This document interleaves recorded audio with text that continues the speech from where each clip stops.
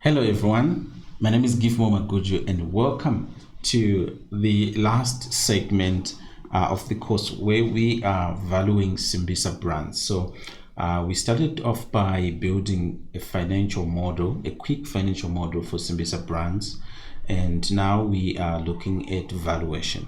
So we want to find out how much the share price, how much in terms of the intrinsic value is Simbisa Brands worth.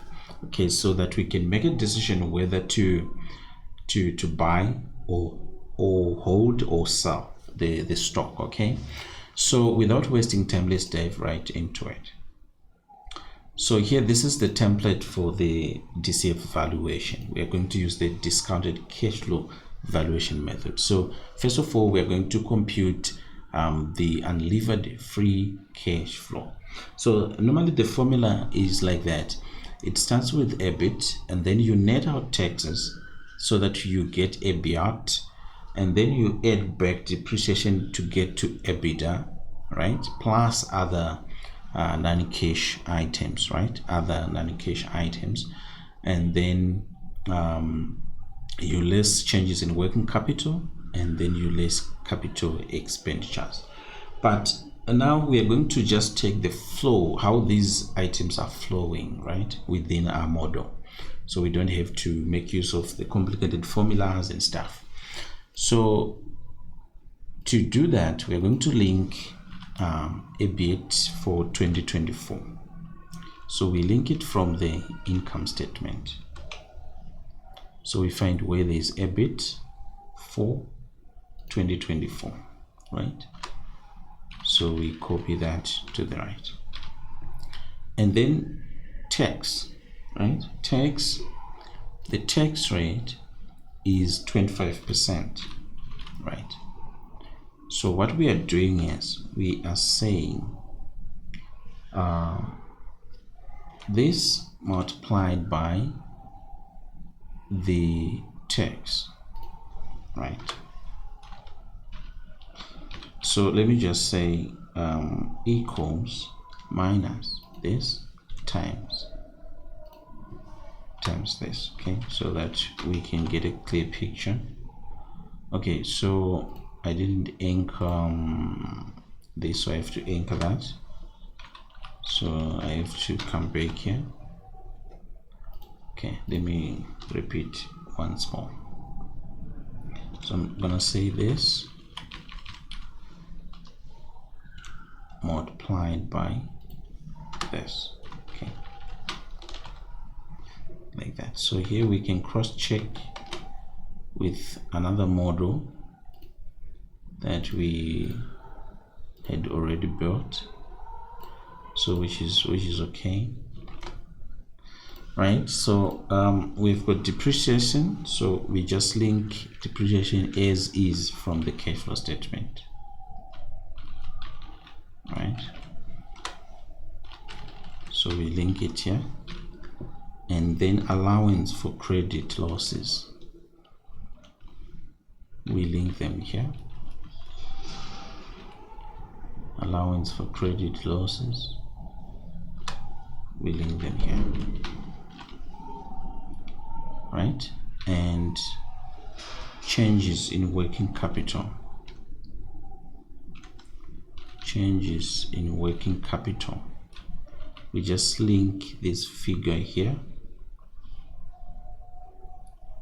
changes in working capital, right? We can cross check, which is great, right? And then here we can link what do you call it, we can link capex, that is capital expenditures, capital expenditure.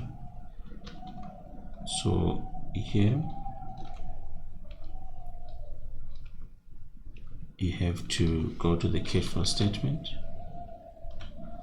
So under normal circumstances, we may want to link just this.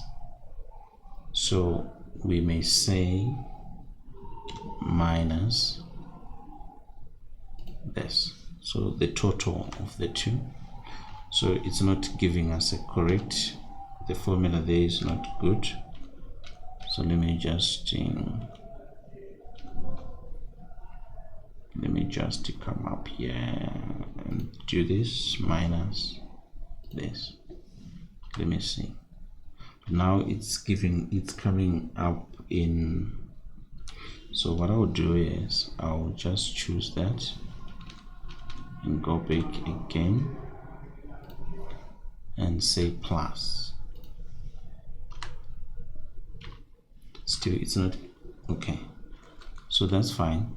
So let's first of all just use for expansion purposes, okay, and then we can test that as well. So here we can say alt like this, okay. So that's our unlevered free cash flow. So capex, for now we took capex for growth purposes, and then here, so for the work, then we can go to the annual report. I think page 73, annual report, page 73. So we can come here and then page 73, okay.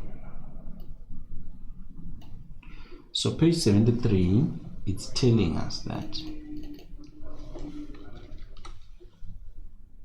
So it's telling us that right, it's telling us that the pre-tax discount rate applied to cash flow projections is 13.5%. As a result of this analysis, there was no impairment. The terminal values for the cash generated units were determined using perpetual growth rate of 5%. So basically, this is our pre-tax work. So we have to remove tax there, right? So we go back.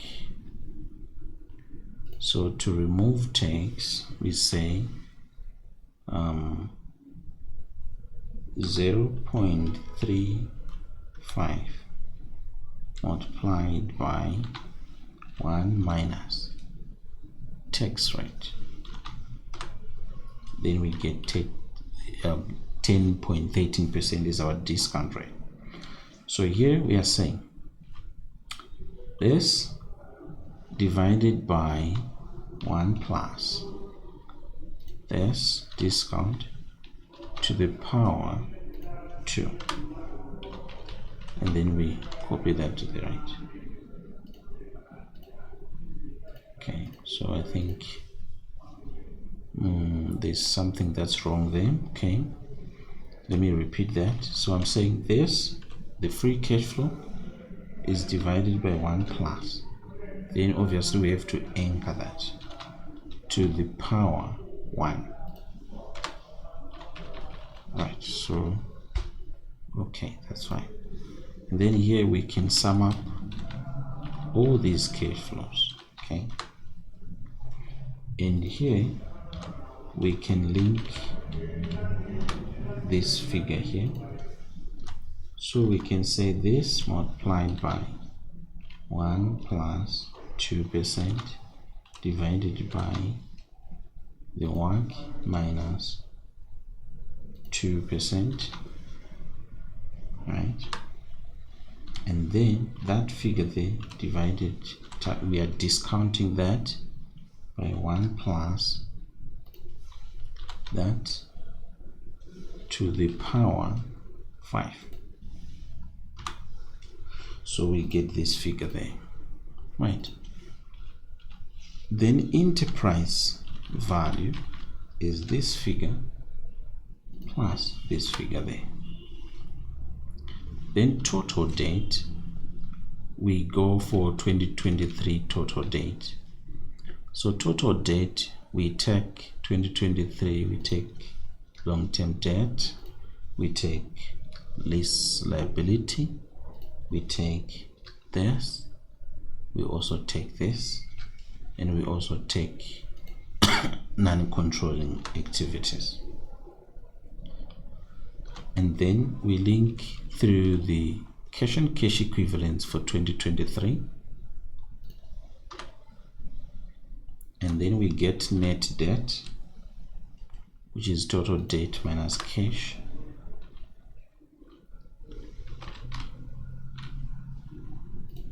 right? Therefore, this minus this, we get our equity value, and then we link from the income statement, we link the 2023 share count, and this we divide, okay, and this we divide, okay, and when now we are getting a 0.75. So if we take a look, the value per share in the market, if it is less than this, then it means the share is undervalued, so it is, so you can buy that, okay. So basically that's how you can conduct the DCF valuation, okay. So this is all based on our assumptions, okay. So which is also great. So now I think we are now done, and I hope you now appreciate. So we are saying this is the intrinsic value of the share. It should be this, but it's not this.